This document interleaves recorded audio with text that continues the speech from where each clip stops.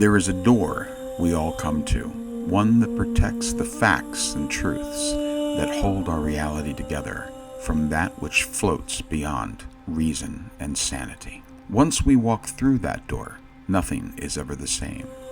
We can become lost in the abyss of man's imagination, wandering down the long hall into the kind of madness that is dangerously pervasive.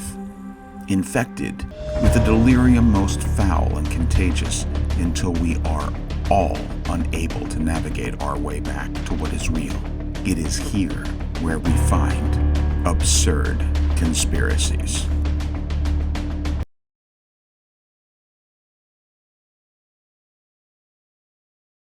From space, the Earth looks like a peaceful and tranquil world.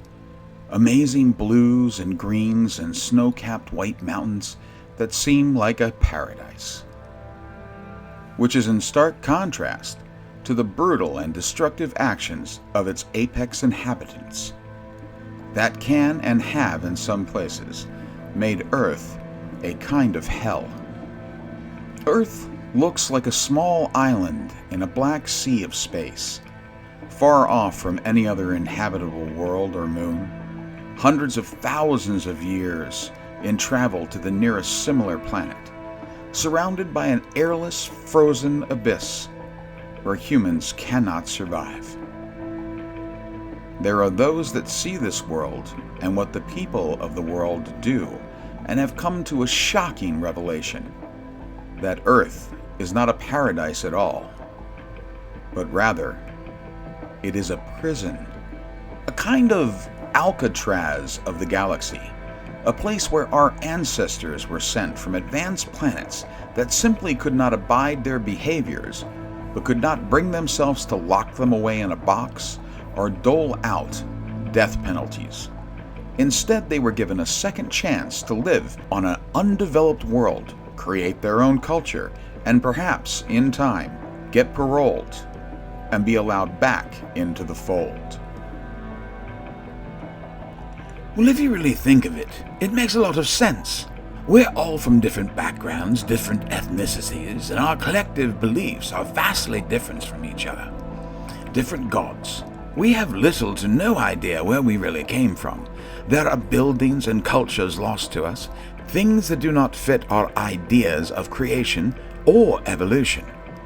Being dropped off here, immigrating, abandoned, or sentenced here truly is one of the most reasonable answers. Believers also say that while we have no need for guards or fences due to the location of Earth, we might be monitored, and this could account for the sightings of UFOs and abduction stories. They're not here to invade, but rather to check up on us. It is also possible, they contend, that the governments of the world might have found out about this not all that long ago in history. There we were on the moon when it happened. They just approached us and told us that we needed to go back. We could not establish any base or outpost on the moon. We negotiated for a space station, but even that came with conditions and limitations. We couldn't have any weapons. We needed to include all countries in it some way. They said this was all part of our rehabilitation. Believers say that we're allowed to send probes to other planets and parts of the galaxy, but no humans. Not now, at least. We are too uncivilized. We still shit in a hole and kill each other over made-up currency. We have a long way to go. And if, as they say, the powerful of the world know about this, what, if anything, are they doing to help us get closer to some form of release program? Not a fucking thing. As soon as they found out, they started to plan an escape. These billionaire space programs are secretly building crafts that will help them escape and leave the rest of us here. They have invented their own religion, and they claim that it's their form of rapture, that 144,000 of them will leave, that the Old Testament did not say that 144,000 people would go to heaven, but that they would be taken from the 12 tribes to build God's kingdom in the heavens.